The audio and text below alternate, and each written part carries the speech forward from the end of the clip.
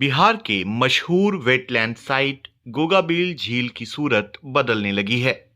देश के 94 Ramsar site में शामिल होने के बाद झील किनारे पर्यटकों के लिए सुविधाओं में बढ़ोतरी होने लगी है। नववर्ष पर कार्यों का जायजा लेने के लिए कटिहार जिलाधिकारी आशुतोष द्विवेदी और एसपी शिखर चौधरी खुद गोगाबील झील पहुंचे हैं। यहां पर दोनों अधिकारियों ने निर्माणाधीन गेस्ट हाउस और कैफेटेरिया का जायजा लिया और कार्य की प्रगति की समीक्षा की है। अभी उन लोग का वाला है।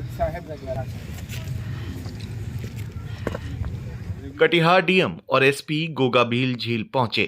देशी विदेशी सैलानी पक्षियों को नजदीक से देखा और उनके संरक्षण को लेकर संबंधित अधिकारियों को आवश्यक दिशा निर्देश दिए।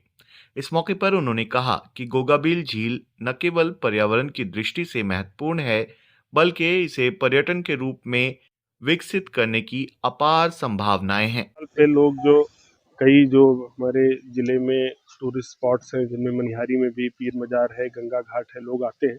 उन सभी स्थलों पर एसपी साहब के और हमारे द्वारा भ्रमण किया गया है, ताकि लोग जो आ रहे हैं उनको किसी प्रकार की समस्या ना हो।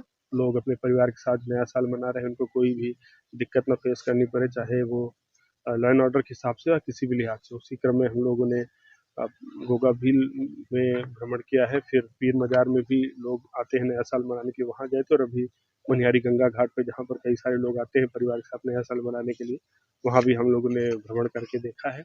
और जो मनिहारी में नया गंगा घाट और रिवर फ्रंट बनाने का काम चल रहा है, उसका भी निरीक्षण किया गया है। कल इसकी समीक्षा बैठक भी हमने की थी कलेक्ट्रेट में, और उसी क्रम में आज स्थल निरीक्षण का भी काम किया गया है। सर यहाँ पे गोगाबील झील चूंकि बहुत महत्वपूर्ण साइट है, इकोलॉजिकली भी बहुत सेंसिटिव जगह है, रामसार साइट में भी शामिल हो गया है, कम्युनिटी रिजर्व भी है, तो इस लिहाज से उसको कंजर्वेशन और टूरिज्म दोनों को बीच में तारतम्य बैठाते हुए वहाँ पर फैसिलिटीज का डेवलपमेंट करना होगा। क्योंकि सिर्फ इंफ्रास्ट्रक्चर से हम लोग को भी देखना होगा, ऐसा ना हो कि वहाँ की इकोलॉजी डिस्टर्ब हो जाए।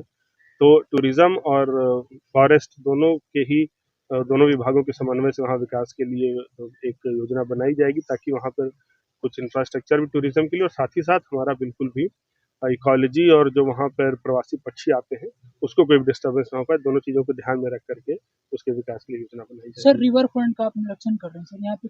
रिवर फ्रंट के जो यहाँ पर एजेंसी, कार्यकारी एजेंसी, वो भी यहाँ पर थे, बुडको के भी पदाधिकारी यहाँ पर हैं।